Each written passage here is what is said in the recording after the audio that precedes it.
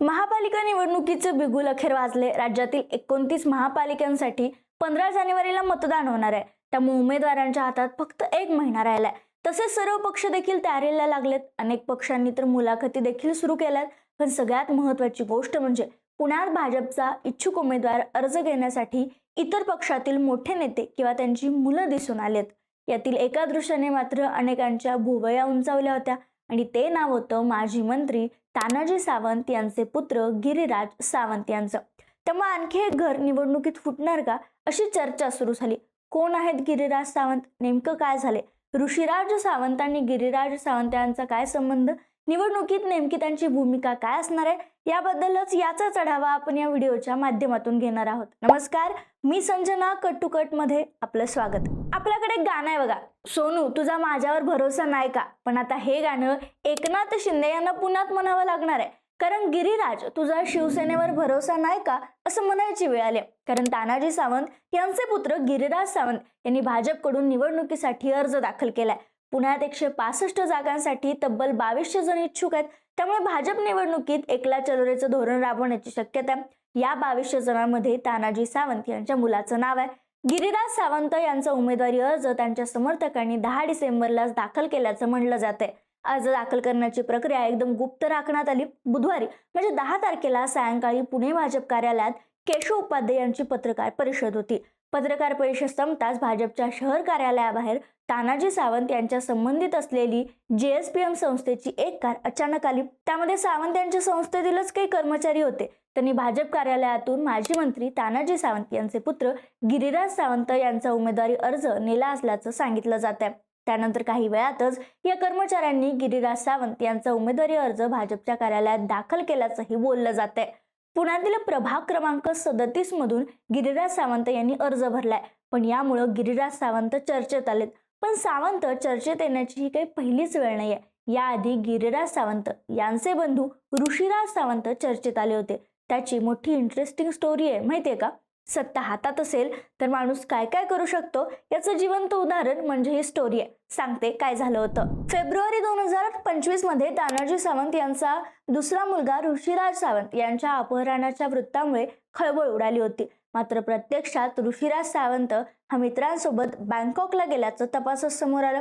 ऋषिराज सावंत हा पुण्यातील विमानतळावरून खासगी चार्टर्ड प्लेनने बँकॉकला गेला होता। मात्र त्याच्या अपहरणाची माहिती मिळाल्यानंतर हवाई वाहतूक नियंत्रण कक्षाशी संपर्क साधून त्यांचं विमान माघारी वळवण्यात आलं होतं।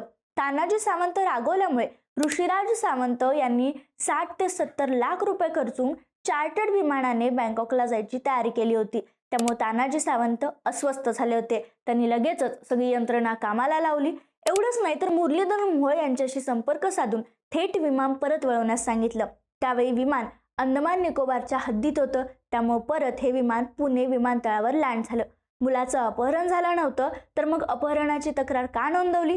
मुलगा मित्रांसोबत गेला आहे हे माहीत झाल्यानंतरही मुलाला परत बोलवण्यासाठी सरकारी यंत्रणा इतक्या तत्परतेनं कामाला कशी लागली, असे अनेक प्रश्न त्यावेळी उपस्थित झाले होते।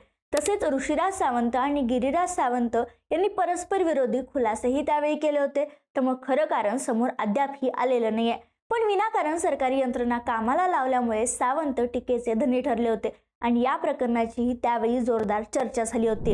आता त्यांचेच बंधू गिरीराज सावंत हे निवडणुकीच्या तोंडावर चर्चेत आलेत। गिरीराज सावंत यांनी आपल्या कार्यसिद्धी प्रतिष्ठानच्या वतीनं खूप आधीपासून निवडणुकीची तयारी सुरू केली आहे। अनेक उपक्रम त्यांनी प्रभागात राबवलेत।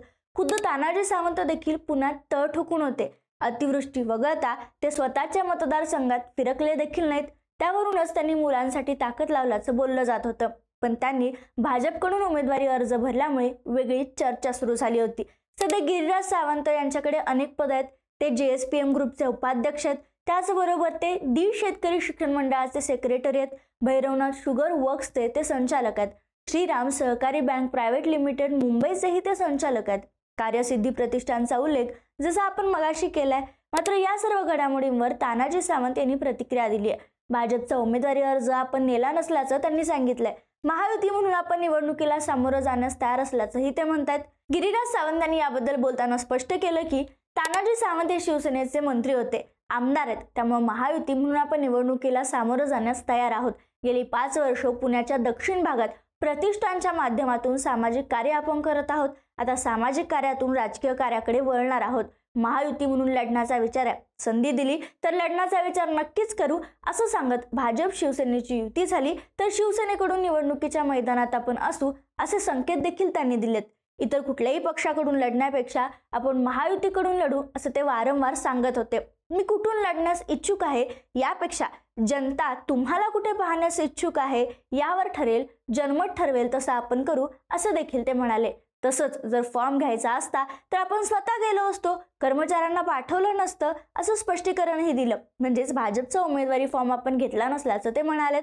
पण यातील त्यांचं मी कुठून लढण्यास इच्छुक आहे यापेक्षा जनता तुम्हाला कुठे पाहण्यास आवडते त्यावर ठरवेल, जनमत ठरवेल आणि तसं आपण करू हे वाक्य महत्त्वाचं ठरतं. कारण ते ऐनवेळी भाजपाकडून देखील निवडणूक लढवू शकतात. दुसरीकडे फडणवीस यांनी मात्र पुण्यात भाजपने 5 वर्ष चांगला विकास केलाय, आमचा जनतेवर विश्वास आहे, त्यामुळे जनता आम्हाला पुन्हा संधी देईल. मात्र पुण्याबाबत अजितदादांची आणि आमची चर्चा झालेली नाहीये. महायुतीत राष्ट्रवादी आणि भाजप समोरासमोर लढतील, पण ती लढत मैत्रीपूर्ण असेल. जास्तीत जास्त ठिकाणी भाजप आणि शिवसेनेची युती होईल असं सांगत अजित पवारांसोबत युती होणार नसल्याचं सांगितलं. त्यामुळे आता या सगळ्या घडामोडींवर सावंत कोणता निर्णय घेणार हा अद्याप गुलदस्त्यात आहे. 23 डिसेंबर ते 30 डिसेंबर या काळात त्यांचा पक्ष निश्चितपणे समोर येणार आहे. पण ते शिंदेची साथ देणार की कात्रजचा घाट दाखवत कमळ हाती घेणार याची उत्सुकता असणार आहे. या दरम्यान या सगळ्या घडामोडींवर तुमचं मत काय आम्हाला कमेंटमध्ये कळवायला विसरू नका.